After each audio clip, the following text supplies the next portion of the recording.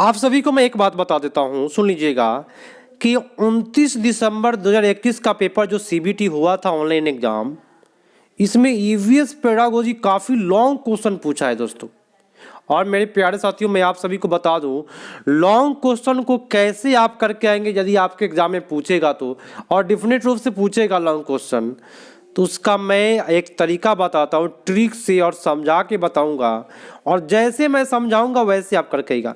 लेकिन 29 दिसंबर 2012 का 29 दिसंबर 2021 का जो पेपर हुआ है ऑनलाइन एग्जाम का, इसमें पेडागोजी लॉन्ग पूछा हुआ है। बाकी सब तो एनसीईआरटी है, आपका कोई दिक्कत नहीं है, लेकिन जो पेडागोजी जो पूछता है 15 नंबर का, वो काफ़ी लॉन्ग लॉन्ग है।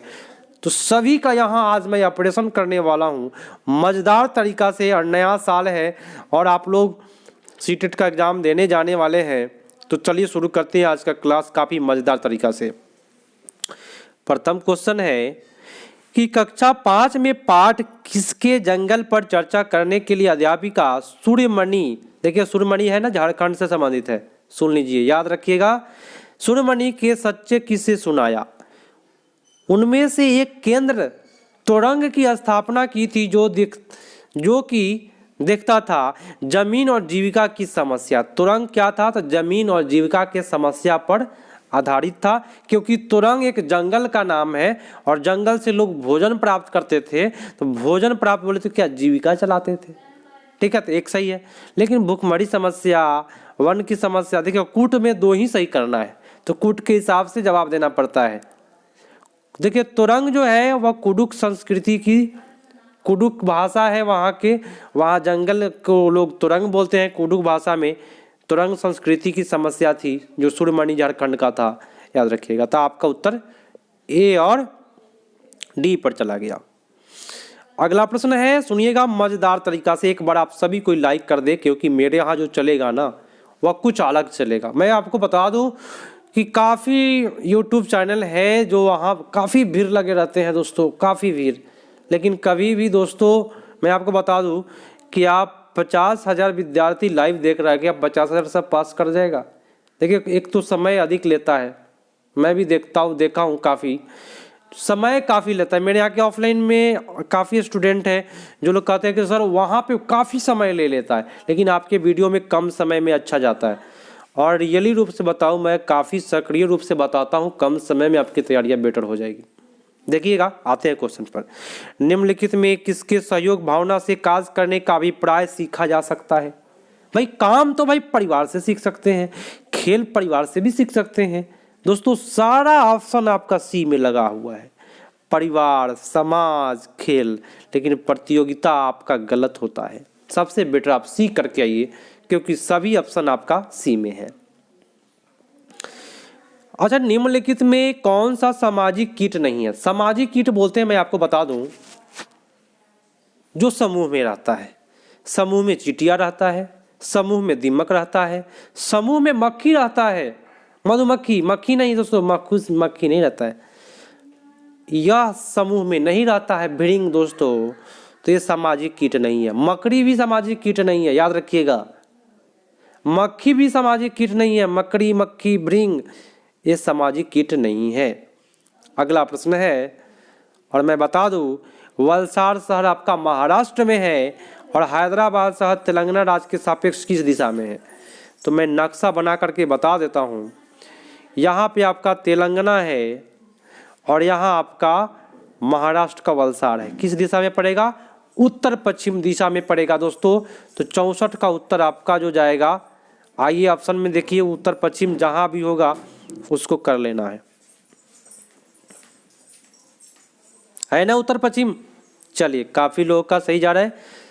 तो भाई अगर आपको नक्शा वाला प्रश्न को अच्छा करना है तो मेरे प्यारे साथियों, मैं आप सभी को बता दूं कि कभी भी आप नक्शा में कौन सा राज्य किधर है ये पता होना चाहिए। अगला प्रश्न है, सुनिएगा कि निम्नलिखित में कौन सी मुद्रा अबू धाबी में प्रचलित है? अबू धाबी की मुद्रा की बात करें, डॉलर नहीं है, ऑस्ट्रेलिया का है, अमेरिका का है, रुपया तो भारत का है, टाका बांग्लादेश का है। सुन लीजिए, तीनों में बता दिया। दिरहम जो मुद्रा है वह कहाँ का मुद्रा है? अबू धाबी का मुद्रा है।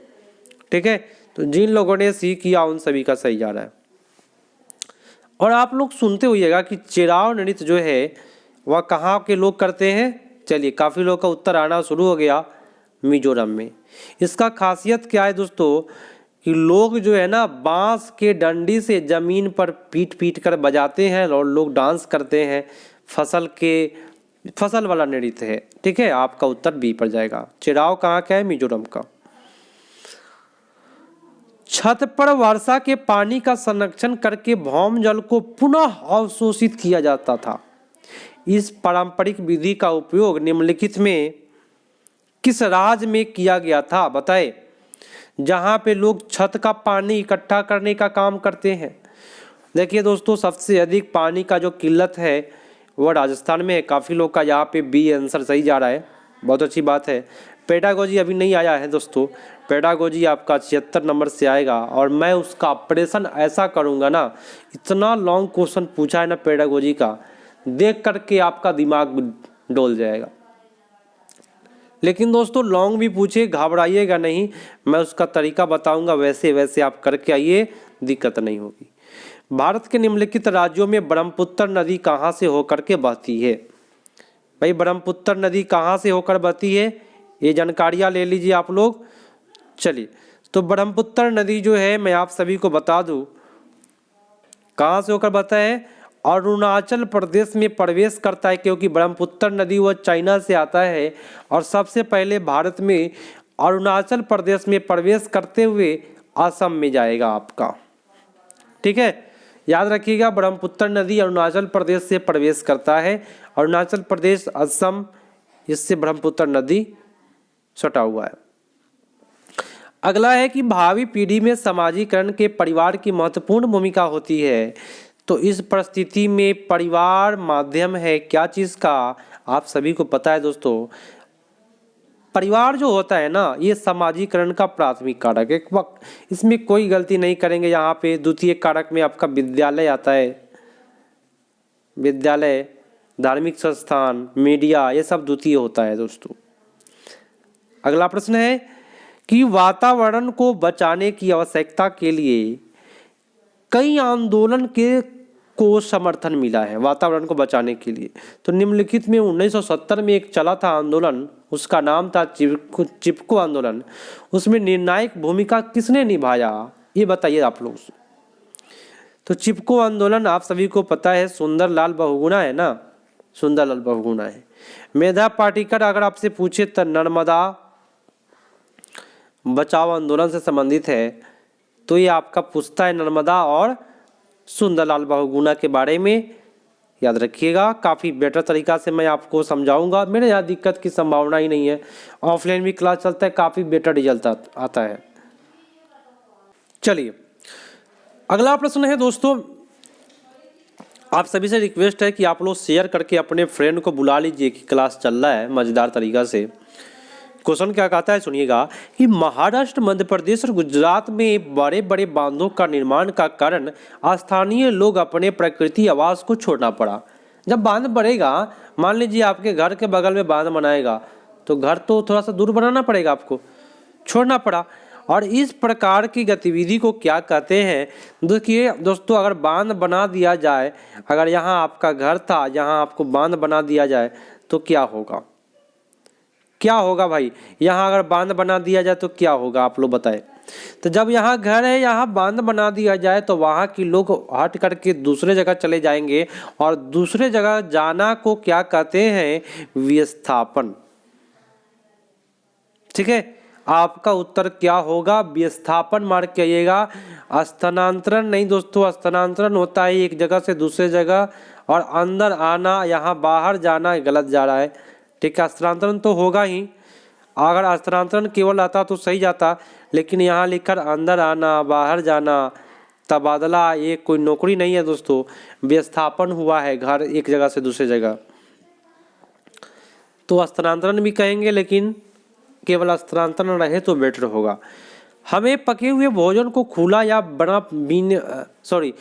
बिना फ्रीज में रखे लंबी अवधि के लिए छोड़ना चाहिए। निम्नलिखित में कौन सा कारक पके हुए भोजन को बेकार करने के लिए जिम्मेदार है? बताइए, पका भोजन को कौन बेकार कर देता है, ये बताना है। देखिए, भोजन को बेकार कभी भी करेगा तो विषाणु नहीं करेगा, वो जीवाणु करेगा, बैक्टीरिया। आपका उत्तर हो जाएगा D is the right answer. जिन्होंने डी किया उनका सही जा रहा है। अगला प्रश्न है, और ये आपका प्रश्न आपका कूट पर आ रहा है और मज़ेदार तरीका से बताने वाला है। यहाँ पे सबसे पहले कूट को देखें कि कूट क्या कहता है, अब जवाब देने की कोशिश करें। क्वेश्चन कहता है कि प्रत्येक भोज्य पदार्थ के पैकेट पर उसके पैक बंद की तिथि दी जाती है, क्योंकि देखिए, कोई भी पैकेट आप खरीदेंगे तो एक्सपायरी डेट लिखा होता है। एक्सपायरी डेट क्यों लिखा रहता है? क्योंकि प्रत्येक भोज्य पदार्थ की अपनी निर्धारित सेल्फ आयु होती है। मतलब एक आयु तक वो काम करेगा, अच्छा, नहीं तो उसके बाद काम करना बंद कर देगा। भोज्य पदार्थ के प्रकरण पैकिंग की अवधि में कई परीक्षकों का उपयोग किया जाता है, बात सही है, ताकि वह खराब ना हो। कुछ निश्चित समय के पश्चात इसमें रोगाणु उत्पन्न हो सकते हैं जो खराब कर देंगे, बात सही है, इसलिए एक्सपायरी डेट रहता है। उसके आगे बोल रहा है क्या, हमें उन भोज्य पदार्थ का भोजन उपयोग नहीं करना चाहिए जिन पर लिखा हुआ समय समाप्त हो चुका है, माने एक्सपायरी डेट हो गया है, एक्सपायरी डेट समाप्त हो गया है। तो ये भी बात सही है। तो आपका इसमें कोई भी गलत नहीं दिया, आपका उत्तर ए पर जा रहा है।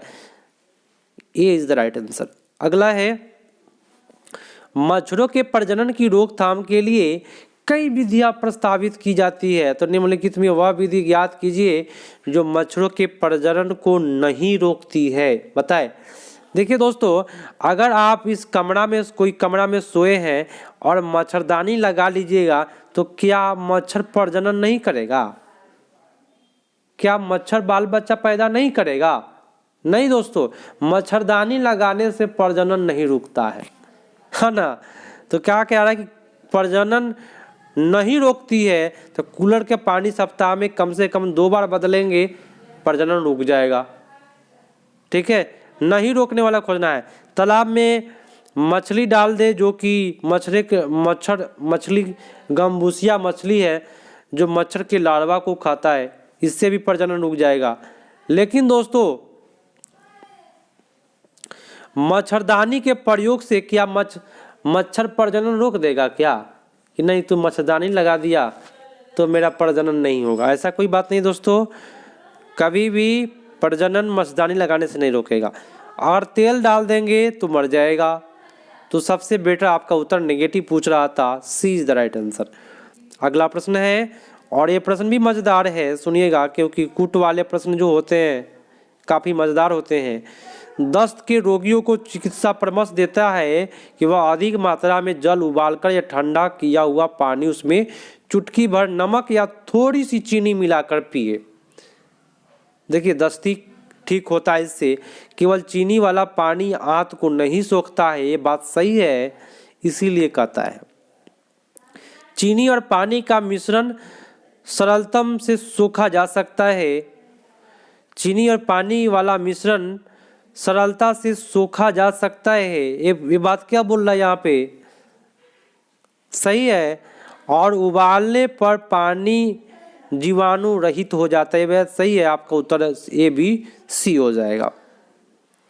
अगला है, और आपका आया पेडागोजी। यहाँ पे अब चलेगा ट्रिक का इस्तेमाल, और समझाने का बात यहाँ से शुरू होता है काफ़ी बेटर तरीका से।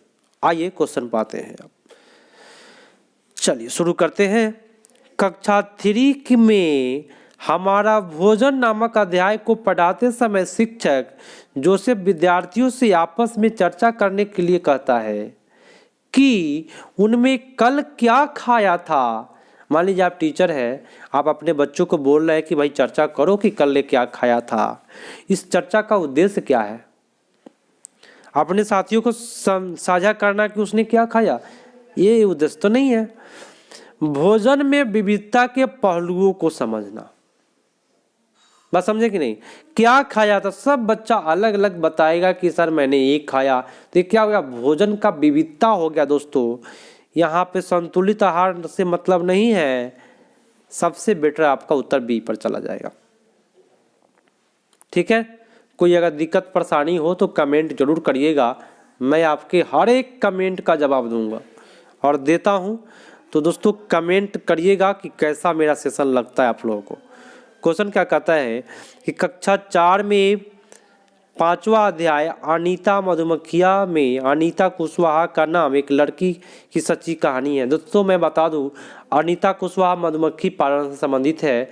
यह मुजफ्फरपुर की थी, जिसमें उनका वर्णन बालिका सितारा के रूप में उजागर किया गया है। इस प्रकार की पहल सर्वाधिक उपयुक्त उद्देश्य क्या है? क्या उद्देश्य है अनीता कुशवाहा के बारे में चर्चा करने का? तो दोस्तों ऑप्शन दिया है कि दर्शाना की लड़कियां कैसे खुश होती है। दोस्तों ये गलत बात है। यह दर्शाना कि नारी शक्ति बालिका शक्ति किस प्रकार की गतिशील तथा समानता सशक्तिकरण को प्रदर्शित करती है। यही ना करना है दोस्तों सबसे बेटर। यह दर्शाना की लड़कियां अनभिज्ञ है, गलत बात बोला। ये दर्शाना की लड़कियां परिवार समाज का बोझ है, यहां बोझ बोल दिया। इतना घटिया बात, गोली मारिए इसको। आपका उत्तर बी पर जाएगा। अगला प्रश्न है कि कक्षा 4 के अध्याय में दुनिया मेरे घर में, मजेदार तरीका से बताऊंगा दोस्तों, मैं काफी एक्टिव रहता हूं, आप लोग का जब कमेंट अच्छा आता है तो। दुनिया मेरे घर में नामक कहानी अक्षय के बारे में है। क्वेश्चन पूछेगा कि दुनिया मेरे घर में कहानी जो है वह किसके बारे में है, तो अक्षय के बारे में है, जो बताता है कि उसके दादी ने उसे अनिल के घर कुछ भी खाए पिए पीने के लिए मना करती है। इस कहानी से बच्चों को कौन सा महत्वपूर्ण शिक्षा मिलती है? बताए हमारे समाज में समानता सामंजस्य अस्तित्व नहीं। दोस्तों जब किसी के घर में आप खाएंगे नहीं ना तो समझिए कि भेदभाव कर रहा है। दोस्तों तो भेदभाव को बोलते हैं अस्पृश्यता। जाति भेदभाव के कारण वो जो है ना उसकी दादी उसके घर नहीं खाई। ठीक है, चलिए अगला प्रश्न है कि निम्नलिखित में कौन सा कथन ईवीएस में सहपाठी आकलन को परिभाषित करता है? तो सहपाठी आकलन को कौन परिभाषित करेगा? विद्यार्थियों को ज्ञानवर्धन, शिक्षार्थियों को स्वयं आकलन पर केंद्रित होता है। ज्ञानवर्धन जो होता है दोस्तों अपने से आकलन करने पर नहीं होगा। विद्यार्थियों को कार्य को करते समय उस पर केंद्रित होता है नहीं। दोस्तों अगले ऑप्शन पर आते हैं। देखिए काफी मजेदार है कि विद्यार्थियों पर केंद्रित होता है जब वह दूसरे विद्यार्थियों का आकलन जोड़ों में समूह में कर रहे हो। तो जोड़ा में एक समूह में कर रहा है तो विद्यार्थी पर केंद्रित होता है। विद्यार्थी समूह में प्रगति पर केंद्रित होता है। गलत बात बोला, आपका सबसे बेटर सी पर जाएगा उत्तर। तो कोई भी पेडागोजी पूछे, लॉन्ग पूछे, काफी लॉन्ग क्वेश्चन पूछा हुआ है, लेकिन घबराए नहीं, आराम से प्रेम से करे। मेरा एक ही नारा है, प्रेम से हर चीज को आप जीत सकते हैं।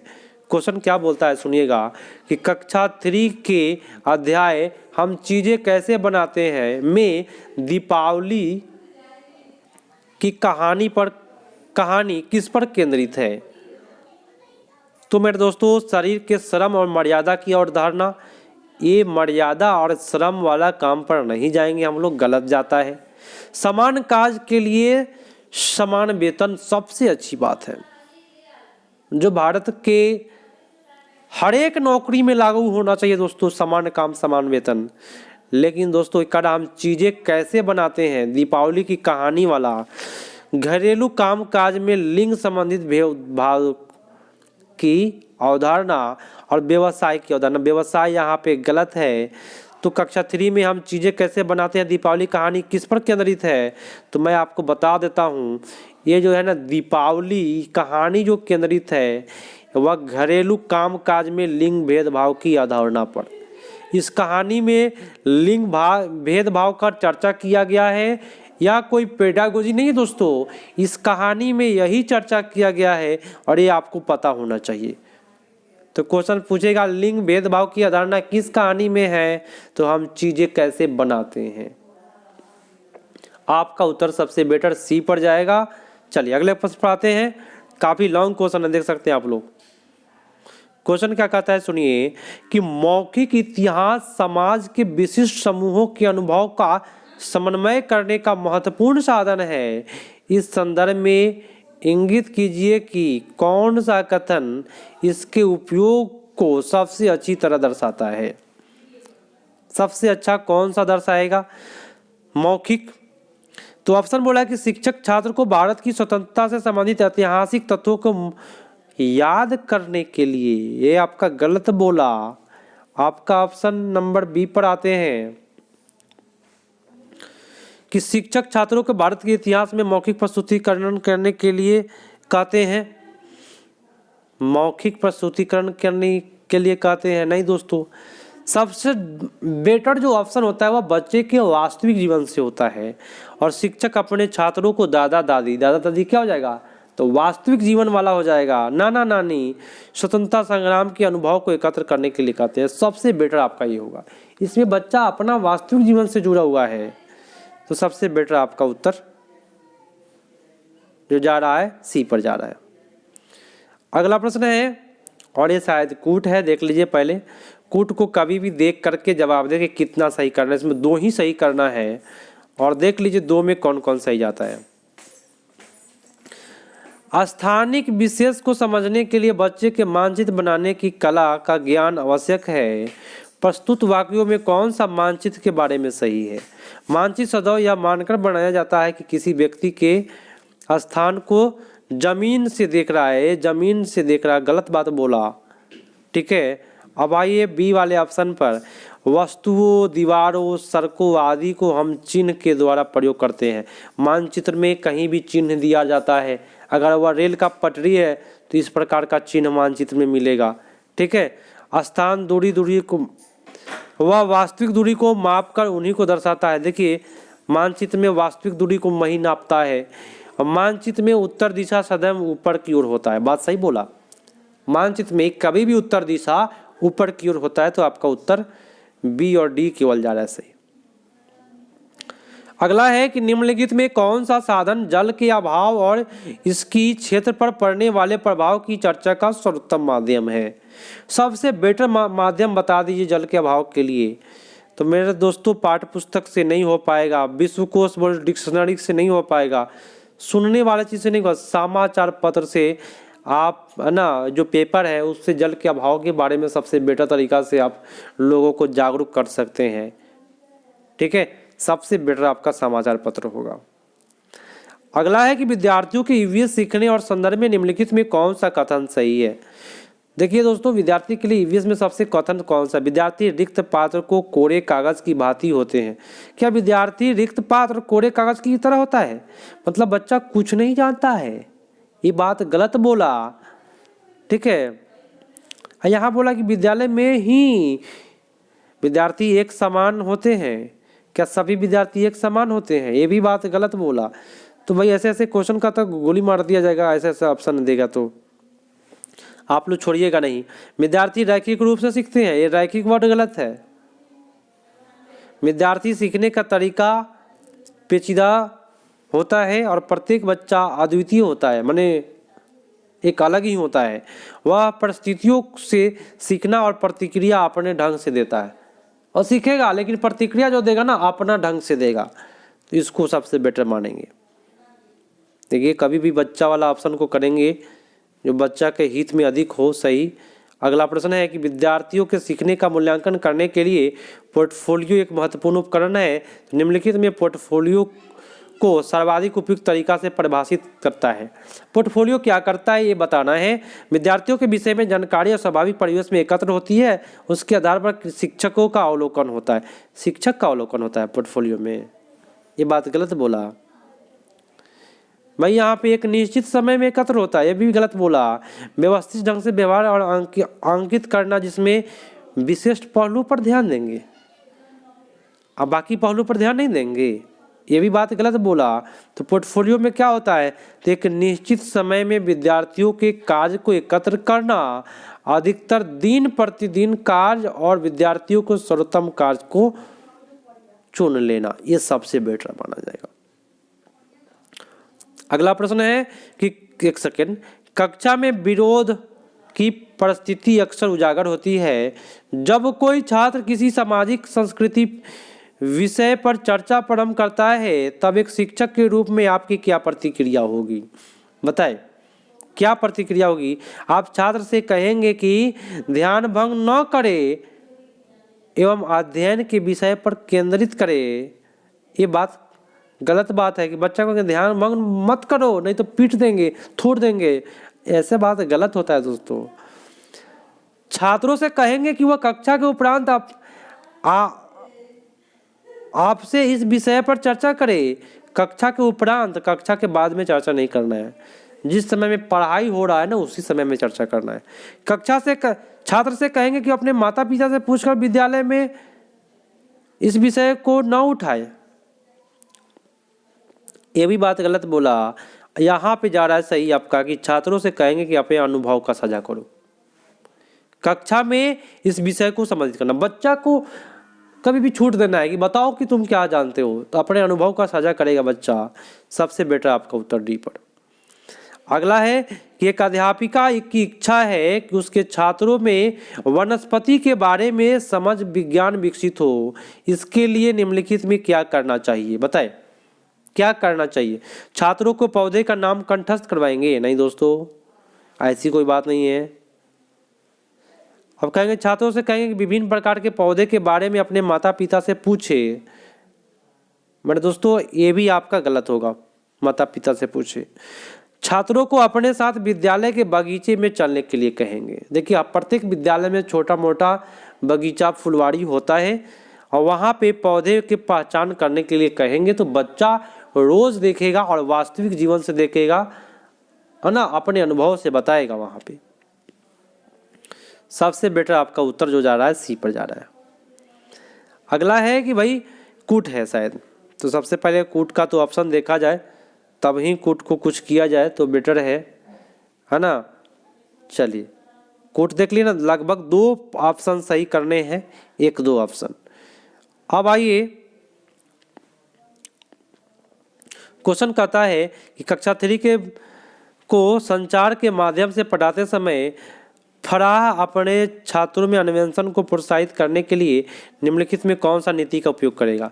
छात्रों से कहेगा कि वह संचार के माध्यम से चित्र को एकत्रित करे और वर्गीकृत करे। ये आपका सही है क्या? संचार के माध्यम से एक वीडियो दिखाएंगे? नहीं दोस्तों, एक वीडियो गलत है। तो आपका जो एक सेकेंड दोस्तों, ये तो गलत है, एक वीडियो गलत है। ये तो फर्स्ट वाला सही है कि एकत्रित करके उसको वर्गीकृत कर रहा है ना। उसके आगे है छात्रों से कहेंगे कि वह संचार के माध्यम पर अपने अनुभव बताएगा। मैंने अभी बोला कि अनुभव बच्चा बताता है तो कल्पना शक्ति का विकास होता है बच्चे का। संचार के माध्यम से एक पावर पॉइंट है, आपका गलत हो गया। तो सीधा इसमें झलक रहा है, एक वर्ड जब भी बोलेगा ना तो लिमिटेड वर्ड होता है और लिमिटेड ऑप्शन आपका कभी भी गलत जाता है। ठीक है, चलिए अगला प्रश्न है। काफ़ी देखिए लॉन्ग टाइप आपका ईवीएस पेडागोजी पूछा है और मैं आपको इसको काफ़ी प्रेम से और अच्छे से बता रहा हूँ ताकि आपको समझ में आए। क्वेश्चन कहता है, एक सेकेंड, हाँ, कि कक्षा 3 के अध्याय ऊंची उड़ान में पक्षियों के विषय पर चर्चा करते हुए शिक्षक टीना छात्रों से कहती है कि वे अपने आसपास के पक्षी की विशेषता का अवलोकन करें। इस क्रियाकलाप का लक्ष्य क्या है? देखिए आप एक टीचर है, आप अपने बच्चों को बोले कि अपने आसपास के चिड़िया के बारे में देखो, अवलोकन करो, विशेषता को लिखो, है ना। इसका लक्ष्य क्या है? आपका क्या लक्ष्य है? तो छात्रों को पक्षी से संबंधित जानकारी का आधार विकसित करना? नहीं दोस्तों। छात्रों के पक्षी के बारे में ज्ञान का विकसित करना? नहीं। क्या करेंगे? देखिए जब भी कहेंगे बच्चा को कि अपने आसपास के पक्षी के बारे में अवलोकन करो, उसके बारे में आकर के बताना विद्यालय में, तो बच्चे के अंदर क्या होगा? पक्षी के प्रति रुचि विकसित होगा कि कौन पक्षी क्या करता है। सबसे बेटर आपका उत्तर सी पर जाएगा। और बच्चे में रुचि तो जरूरी है, ठीक है, लेकिन वैज्ञानिक समझ से आपका गलत जाता है। आज का लास्ट प्रश्न है, मैं आपको टाइम बता देता हूं कि 29वां मिनट हो रहा है, 30वां मिनट तुरंत पूरने वाला है और 30वां प्रश्न आपका चल रहा है। तो बताइए कि कम समय में मैं आपको समझा के बताया कि नहीं? इतना लॉन्ग सेशन था ये, फिर भी मैं प्रेम से करा रहा हूँ आप लोगों को। सीमा एक ईवीएस की अध्यापिका छात्रों को अपने आसपास की वस्तुओं को संग्रह करने के लिए कहती है। उन वस्तुओं जैसे कि धातु का पेन, स्टील की चम्मच, प्लास्टिक की चम्मच आदि को पानी के बाल्टी में डालकर देखे और तैरती है या डूबती है। छात्रों ने पूछा कि स्टील की चम्मच क्यों डूबी और प्लास्टिक की चम्मच क्यों तैरती रही। वे छात्र को घनत्व के बारे में बताने की आवश्यकता नहीं समझती है, क्योंकि देखिए क्वेश्चन क्या कहा आपको समझ में नहीं आया होगा, लेकिन मैं आपको बताऊंगा तब कहिए सर आप कभी नहीं भूलेंगे।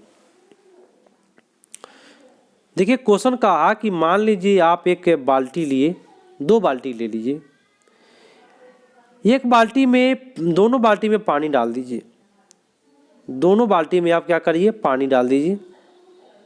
और एक बाल्टी में आप कटोरा डालिए, जो कटोरा डालिएगा तो नहीं डूबेगा।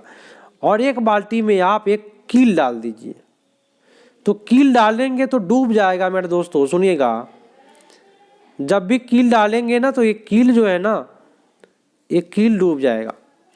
लेकिन ये जो कटोरा डाल रहे हैं, कटोरा तैरेगा। तो ये क्या है, घनत्व के बारे में है कि नहीं है। लेकिन दोस्तों हम घनत्व के बारे में नहीं बताएंगे, बच्चा खुद सुन लीजिएगा, वे घनत्व की वैकल्पिक अवधारणा बना लेंगे, खुद बना लेंगे। इसलिए ज़्यादा भाषण देने की आवश्यकता नहीं है दोस्तों, क्योंकि बच्चा धीरे धीरे धीरे धीरे वह घनत्व की अवधारणा को बना लेगा। उससे फिर पूछिएगा कि बताओ कि कटोरी क्यों नहीं डूबा और कांटी क्यों डूब गया, तो खुद न कुछ वो बात बताएगा। तो सबसे बेटर होगा कि खुद बना ले तो अच्छा जाएगा। आपका उत्तर यहाँ पे 90 का बी पड़ जाएगा। तो दोस्तों आज के लिए इतना ही, और मैं आप सभी को बता दूं, और आप सभी से रिक्वेस्ट है दोस्तों कि आप लोग वीडियो को आप लोग अधिक से अधिक शेयर करें। और काफ़ी लोग बिना सब्सक्राइब किए देखते हैं, उन सभी से भी रिक्वेस्ट है कि आप सब्सक्राइब कर ले, क्योंकि इससे होता क्या है कि मैं जब भी वीडियो डालूंगा आपको नोटिफिकेशन मिलेगा। और आप लोग बिना लाइक किए हुए नहीं जाइए, क्योंकि आप लोग के लिए मैं काफ़ी मेहनत करता हूं, ताकि आप लोग का जो सीटेट एग्ज़ाम है उसमें आपका जो स्तर जो है वह काफ़ी ऊपर की ओर भागे और आप लोग नौकरी प्राप्त करें। इस नए साल में आपका जो जीवन हो वह काफ़ी मंगलमय हो, और आप लोगों की जो बेरोजगारी है दूर हो जाए, आप लोगों को नौकरी मिल जाए। क्योंकि अब की बार जो सीटेट एग्ज़ाम पास किए उनका नौकरी 7वें चरण में होने की संभावना है, क्योंकि अभी तक 7वें चरण का नोटिफिकेशन नहीं निकला है। तो दोस्तों तैयारियां को कभी भी कमी ना करें, और प्रेम से मैं आपको बता देता हूं कि एक दिन में कम से कम मेरा 5 वीडियो देखिए, आपका पूरा सिलेबस खत्म हो जाएगा अभी भी।